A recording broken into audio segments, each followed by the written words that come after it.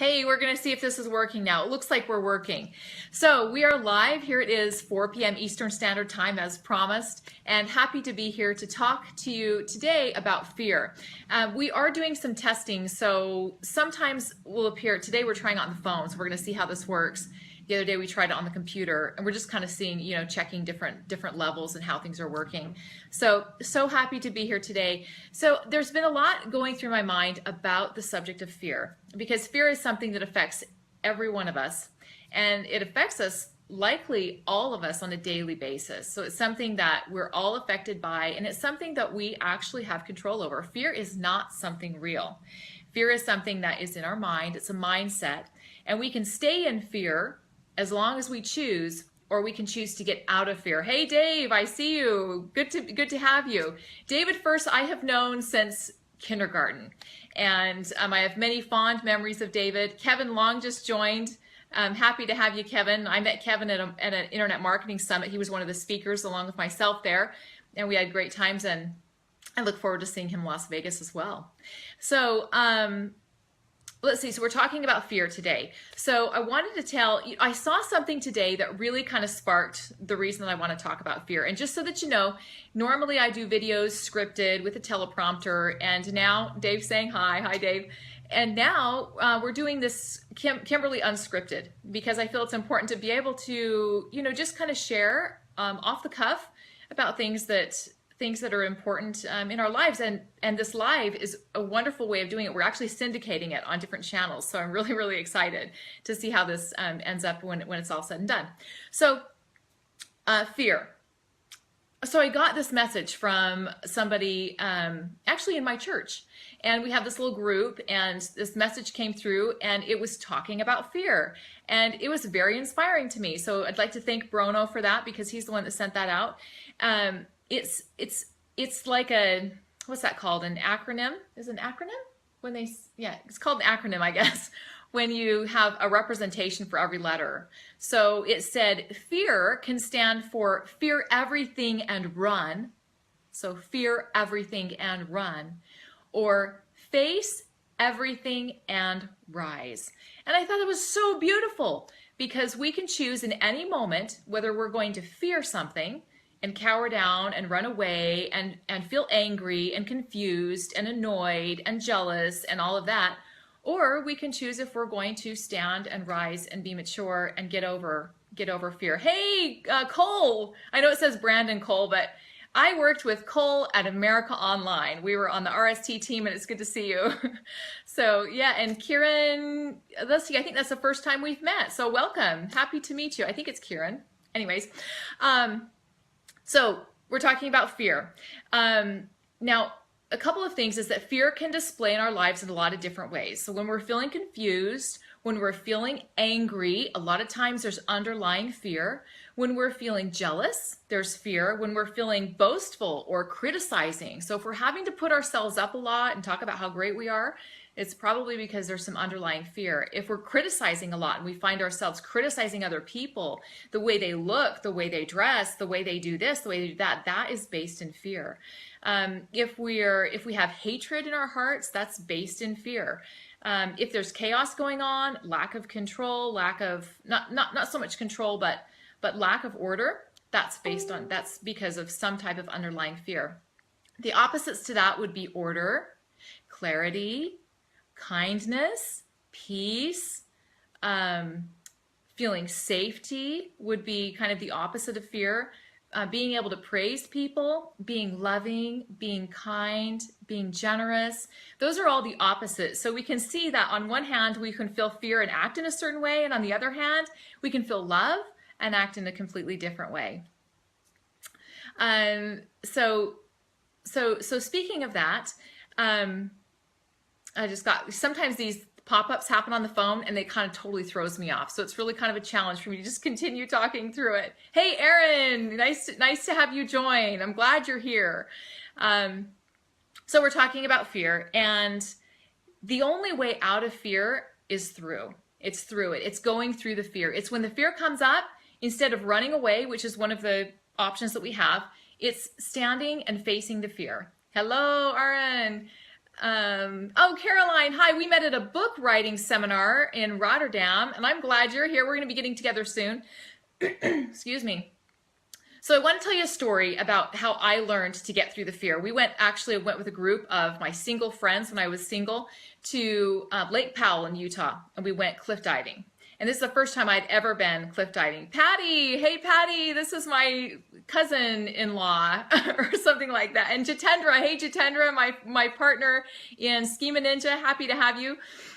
So I'm telling a story about when we went cliff diving, we went to Lake Powell, and I went with all these friends, and I mean, people are just getting out of the boat. I had never been cliff diving. Bill Hugel, good to see you. Unscripted, yeah. And we go cliff diving, and all these guys are jumping out of, they're jumping out of the boat, they're swimming up, they're climbing this hill, and they're jumping off this cliff. And some of them are doing flips off this cliff. And I'm sitting there watching them and going, okay, that looks really scary, but I think I want to try it. So I get out, and there's like 6 of us. We get out, and the plan is we climb to the top of this cliff. And it was a pretty high cliff for like a first cliff jump. A lot of people start low, but they were telling me it was a pretty high cliff for us for a first cliff jump. So we get up there, and people are ready. A couple of them go off because they've done it before. And I'm like, okay, I'm ready. And I'm feeling it pumping, pumping, pumping. And I get up to the edge, and then I stop. And it's the worst thing I could have ever done. I stopped. And then what happens? You know what happens? Come on. The fear rushes right in. All that adrenaline from all that action you were about to take, and then you stop, and all you have is to just sit there and be scared. Like I just sat there and I was shaking. All of that energy was just shaking. And my friends were like, okay, come on, Kim, jump. Come on, jump. And I'm like, oh, I don't think I've ever been so scared of anything in my life. So I had to sit there for like 5 minutes and like gather myself. Hey, Andy, good of you to join us. And I gathered myself from all of the fear that I was feeling, and I had to turn around and I had to just tell myself, and I actually, as I'm telling the story, my heart is beating faster. I'm feeling all those emotions of fear that I had when I was at the top of that cliff. And I turn around and I'm just like, okay, just go for it. Throw me the beach hat. Oh yeah, throw him the beach ball, Andy. Beach ball, that's awesome. So, so I jump off the cliff, bam, I land in the water, and you guess it, when I come to the top, everyone is like, yeah, they're screaming. I'm like, yeah, baby, let's do that again. So I went up and I did it again. And what happens when you break through the fear, there is this release of all these endorphins that are just these kind of give you this high. I don't need drugs because I just break through my fears every day, right? Some people drink, some people take drugs. I break through my fears. And so that's one story I wanted to share about fear. One other one, and the moral behind that is don't wait. You got to do it now. When you're ready and you're feeling it, you go and you go, go, go, go, and you do not stop, because the moment you stop, that's when the fear sets in, and it can paralyze you. It can really paralyze you. It took me so long to get out of that fear. The other example I wanted to share with you is when I went rappelling an arch. So I was in Utah, and we were at Zion National Park. I think it was a Zion. And we were going rappelling, and I'd never been rappelling an arch before. I'd been rappelling a little bit down a rock cliff, but I hadn't been like rappelling a full-on arch. So you've got this arch, and then you've got one person that goes down one way and the other person goes down the other way, and you're counterbalancing each other's weight. So your life is really in your rope, we call it arch buddy, rope buddy. I guess you call it the rope buddy. Your hand. Hey, there's my brother-in-law, Michelle. Michelle, thanks for joining. Say hi.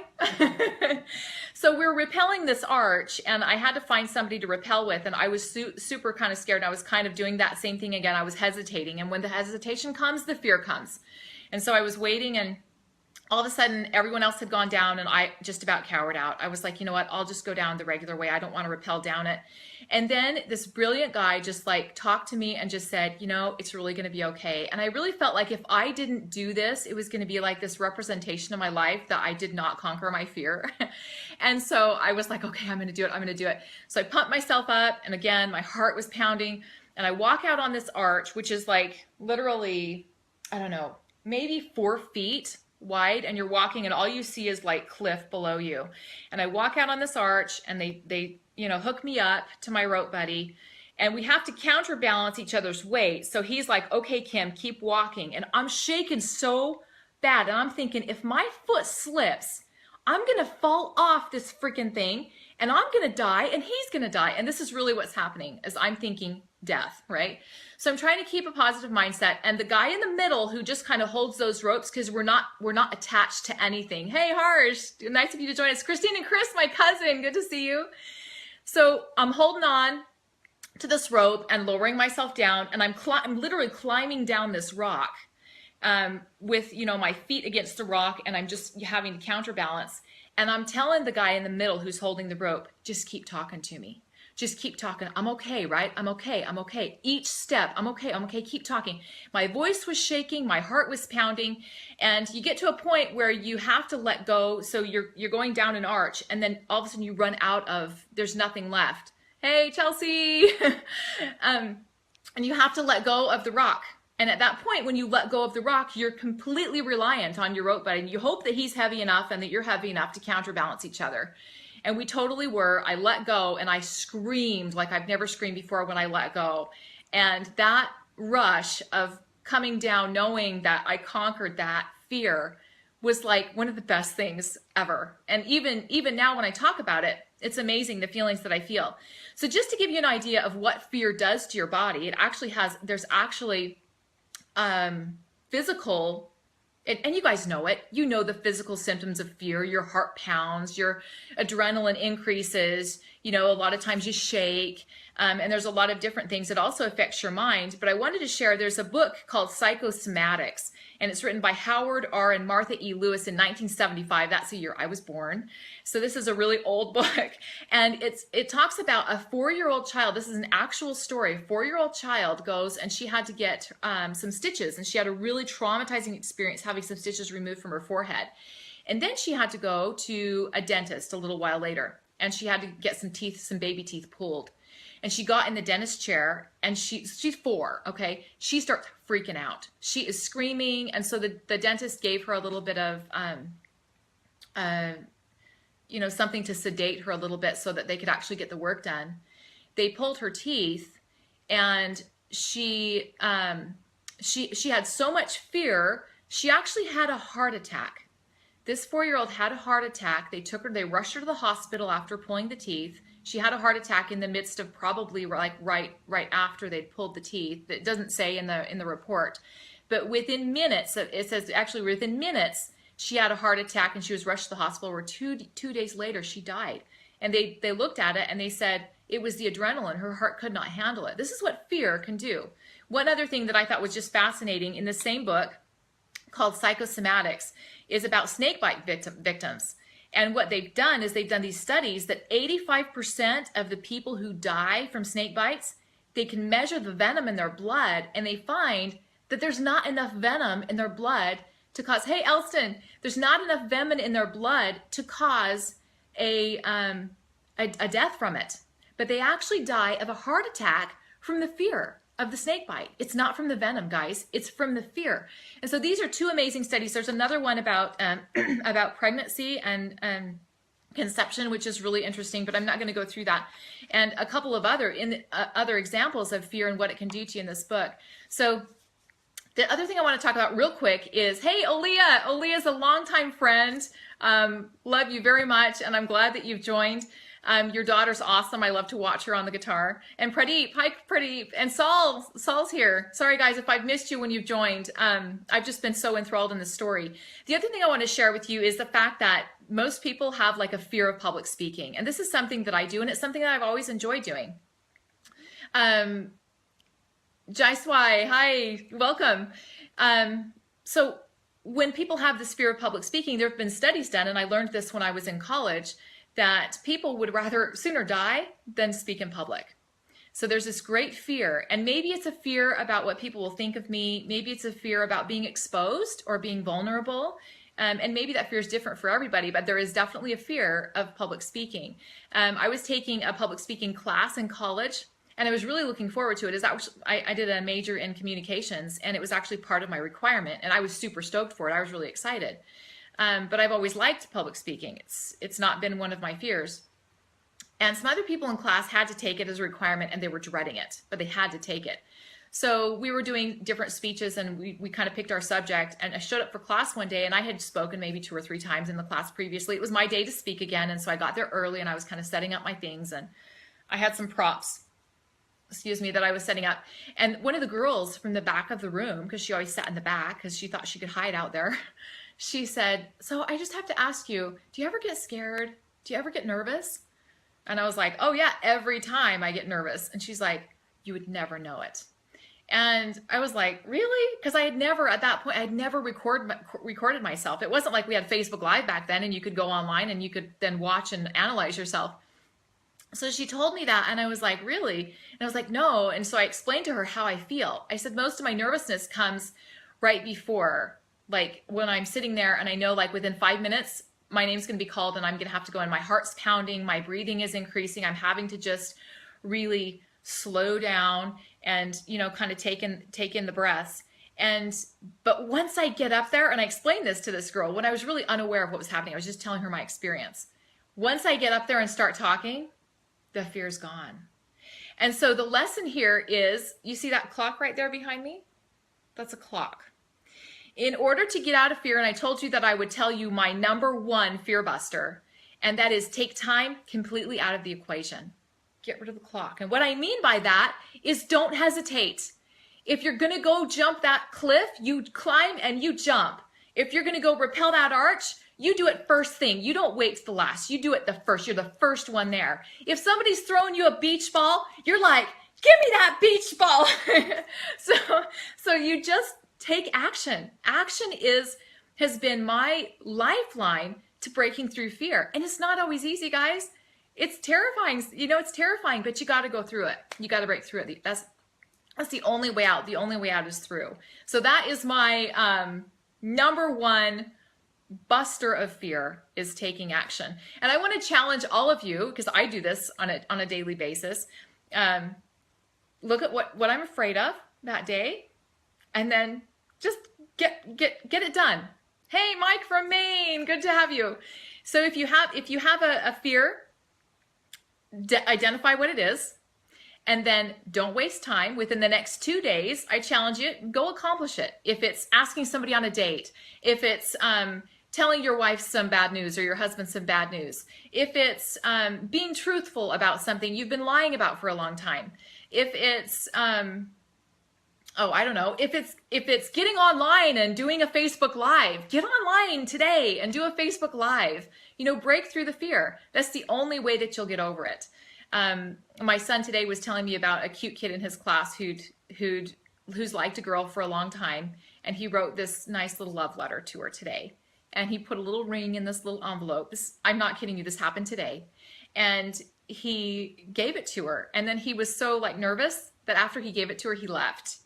And the girl opened it, but she didn't like him back. So, hey, Anwash, good of you to join us. She didn't like him back, so she said no. So he was basically asking, will you go with me or will you be my girlfriend? Okay, they're 10. And my son said, I feel really bad for him, Mom, because she doesn't like him back.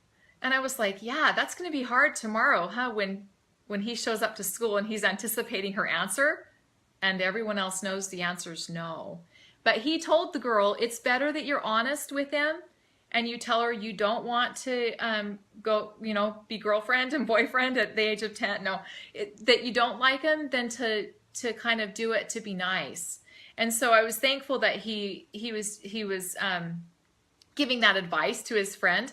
But the thing is, hey, Sean Barchi, this is my son's old elementary school teacher, and welcome. I'm so glad that you joined us. We're talking about fear. And you just missed a really great story, Sean, so make sure that you come back and listen to this. It's about children and fear and breaking through that fear. So I asked my son tomorrow, we make sure that you talk to the child, you know, the boy, and see how he's doing. Hey, Chris. Yeah, he says, hey, that's the way love works. So that's what you look like. This Facebook Live is so fantastic. You can see people that you never saw moving in real life. You just saw a picture of them. So yeah, that's what I want to say. David says, but he put himself out there. Exactly, Dave. He put himself out there. He took a risk. And with every risk, there comes a response. And I think he did an amazing thing. And, you know, we talked about that with my son. You know, it's good to take risks. And the answer's not always going to be yes, but it doesn't mean you stop. It doesn't mean you give up. It means that something else out there is better. And so I explained to him, we were talking about that, and I was like, well, you could just explain to your friend, you know, there are other fish in the sea. There are other girls. Let's see what Anvesh says. Everybody saw you moving from your news and the ninja video. Yeah, that's true. We did a ninja video and everyone saw the movement there.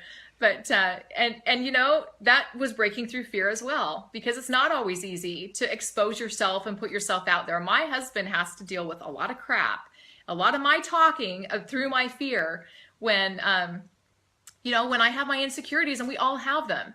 The difference is that, you know, I can be honest and say, yeah, I have insecurities, and sometimes it really sucks, but you just get up and try again. A friend of mine did a live the other day. There was no audio, and I was like, you go, boy, you're going to do it again. And he's going to do it again. And he's like, hey, you know, you fall and you get back up. And it's like, that's the attitude. You don't let fear rule you. We are agents in our lives. We can handle taking care. And Dave says, failures are often the blessings in disguise. David, thank you. You know, I remember you, Dave, I just have to tell you, and Dave, I hope you don't mind me sharing, but Dave has been in kind of a little roller wheelchair type of thing for ever since I remember, like just had a hard time walking, and he always had a smile on his face. In college, I remember Dave seeing you in your little amigo. I think they're called amigos. And always a smile on his face. And this man I've seen him do, you know, posting about job interviews that he's having. He has never let his disability, if I can call it that, but his, you know, being different from other people who can get up and walk away, you know, he rolls away on his little scooter.